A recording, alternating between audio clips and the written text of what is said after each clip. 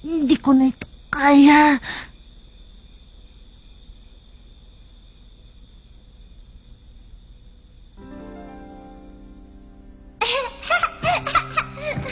Gon, tama na yan. Ang mabuti pa matulog ka na. Apa!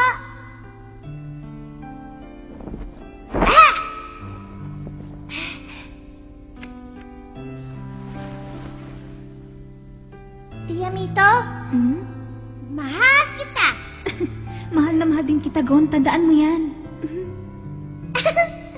Sige, matulog na tayo. Sige po.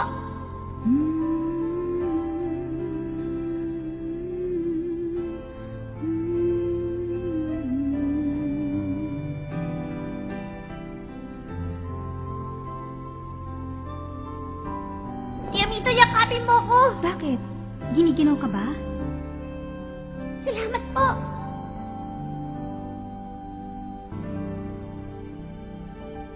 Tia Mito.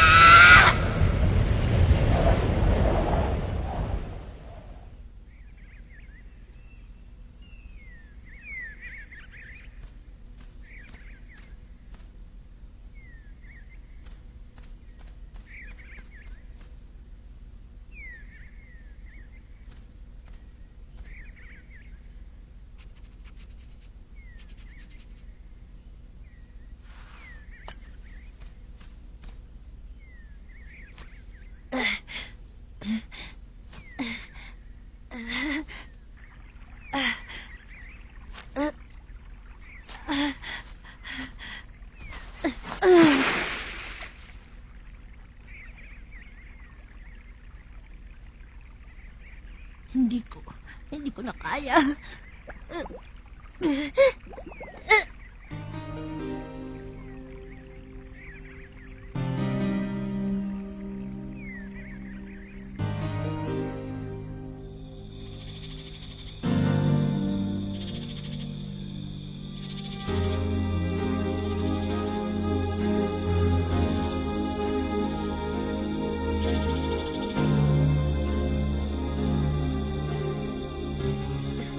Yamito, konta.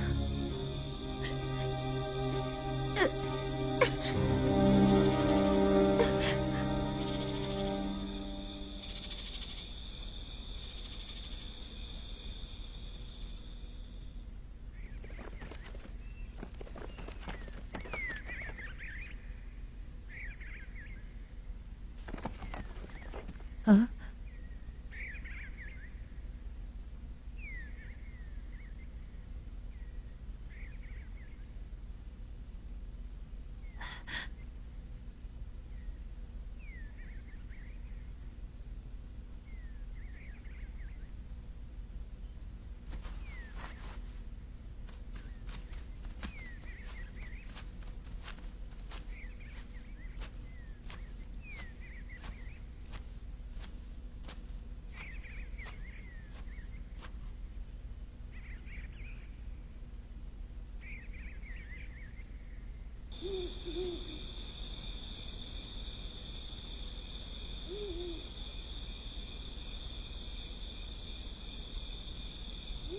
Totoo nga pala. Kahit nagpakita pa ng awa sa akin si Hisoka. Bakit? Ano pa itong nangyayari sa akin? Hindi ko yata kayang mabuhay nang walang tumutulong sa akin. Samantalang, ang tingin ko sa aking sarili ay napakagaling ko na. Pero nandito ako't naguguluhan. Hindi na alam kung anong gagawin. Lagi na lang ganito. Puro problema na lang ibinibigay ko sa aking mga kasama. Ano na bang gagawin ko? Nasa akin na nga ang numero ni Hisoka, pero baliwala.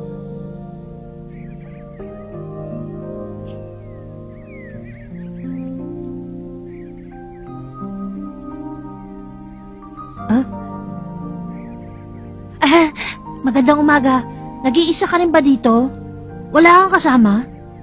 Huh? Ang dami nyo. Marami ka palang kaibigan. Gusto ko silang makita.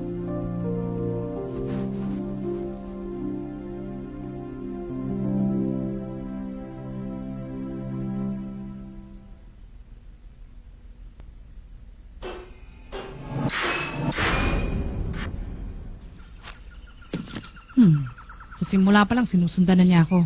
Pero halatang halata naman siya. Lumabas ka na! Kahit gaano katagal mo pa ako sundan, hindi mo makukuha ang numero ko. Makipaglaro ka na lang sa akin.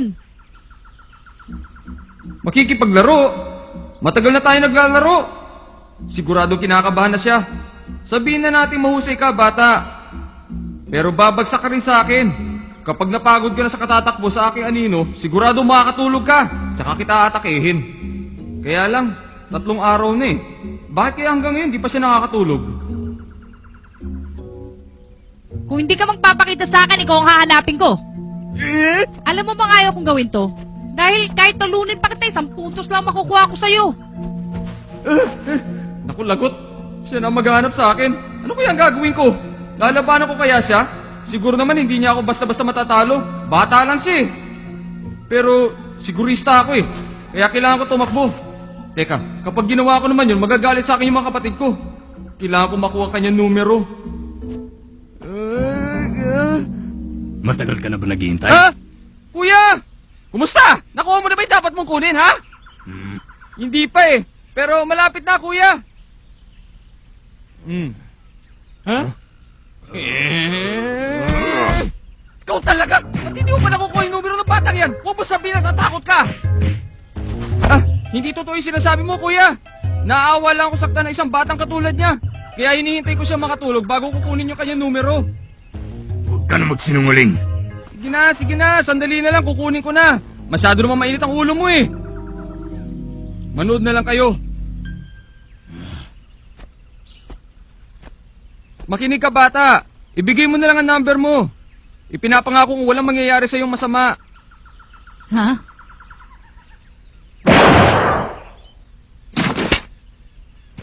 Matigas kasi ulo mo, tsaka masyado kang mayabang eh. Gusto mo pang nasasaktan ka. Nakita niyo ba ginawa ko, kuya? Ano, ibibigay mo na ba o hindi? Huh? Bakit parang hindi man lang siya nagasgasan? Kung sumipa kay Mori, para kang gulay. Sa'yo pala tong number 198? Ha? Paano mo nakuha yan? Alam mo ba ang numerong ito ay kasunod ng numerong hinahanap ko?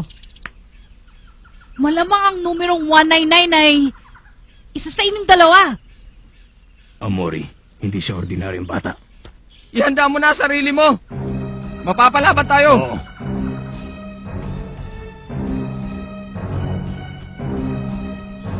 Oo.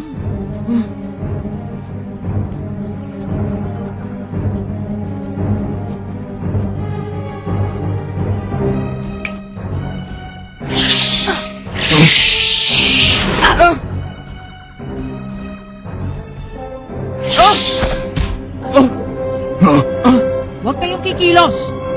Ang kamay ko ay mas matalas pa kaysa sa isang kutsilyo, ah.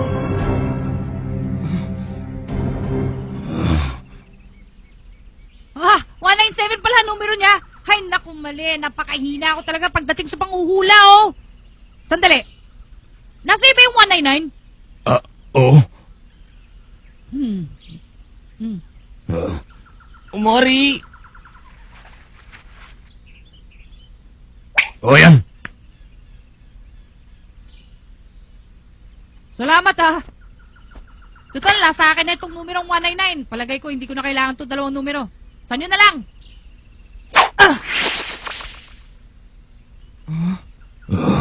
Itong isa naman, banda dun! Meron pang 4 na araw para hanapin ang mga numero ninyo. Sige.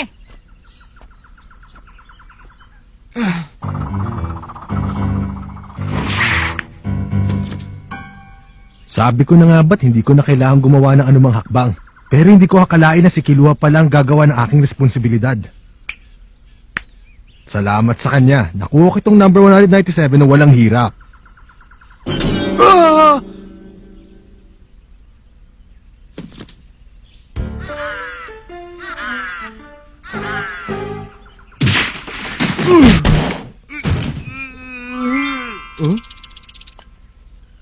Ano ka ba? Hindi mo ba alam na delikado ang ginawa mo? Nasisiraan ka na talaga, Tomba. Ay, naku. Nauubos lang panahon ko dito sa isla. Ano sa palagay mo, Kurapika? Nasaan na kaya nagpunta yung prinsesa ko? Prinsesa mo? Bumalik na lang kaya tayo dun sa pinanggalingan natin. Malamang marami ng tao dun na nakakumpleto ng kanilang puntos. Wala kang makikita doon. Kahit naagaw na ng ibang numero mo, meron ka pa rin pagkakataong para bawiin yun. Sa madaling salita, kahit makumpleto mo ang 6 na puntos, kailangan mo itong protektahan sa ibang aplikante. Kaya kailangan mo pa rin maging sigurista. Ganun pala. Mabuti pa, simulan na natin ang paghahanap. Ha? 20 oras na lang. Kapag meron ng aplikanteng nakakumpleto ng 6 na puntos, sigurado ako magpapahinga na siya. At ang lugar ng pahingahan ay malapit sa barko. Isa ako sa halimbawa, Leorio. Sige. Subukan natin.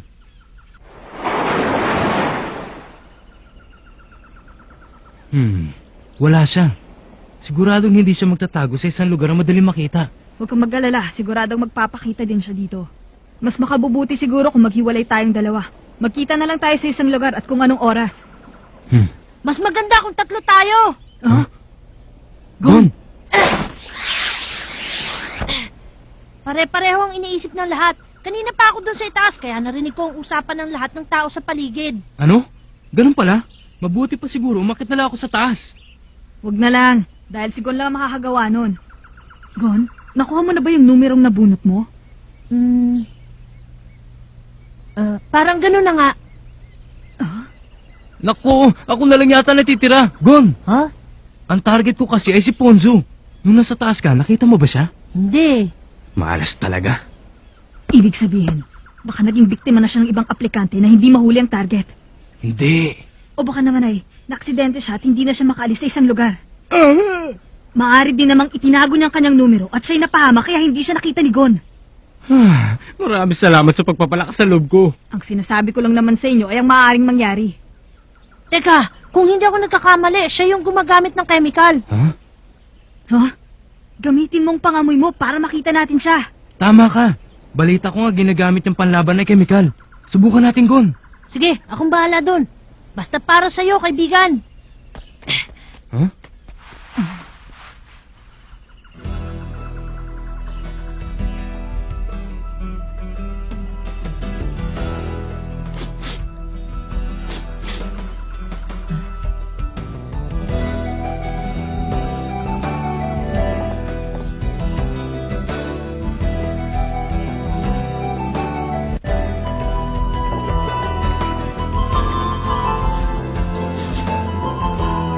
Anong ginagawa mo?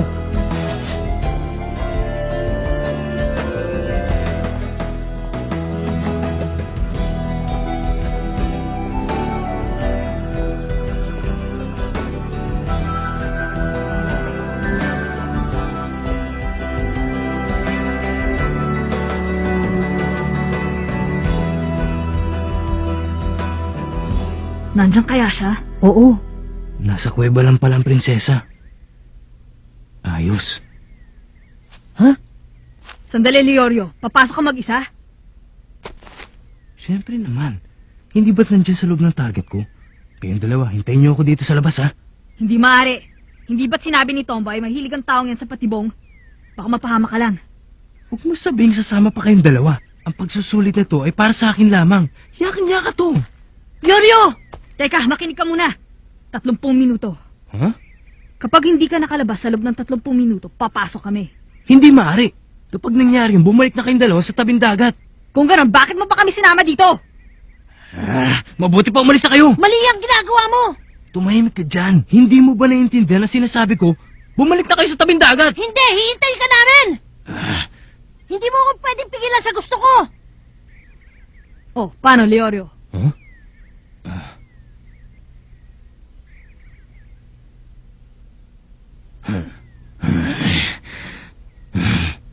Bahala kayo. Oh, hawakan niyo to. Sige.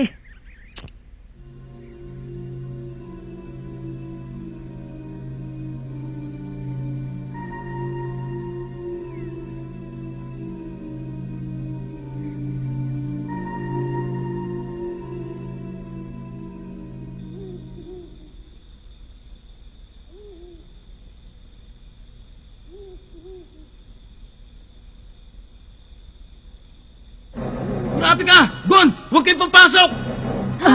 Maraming ahas! Leorio! Alis na!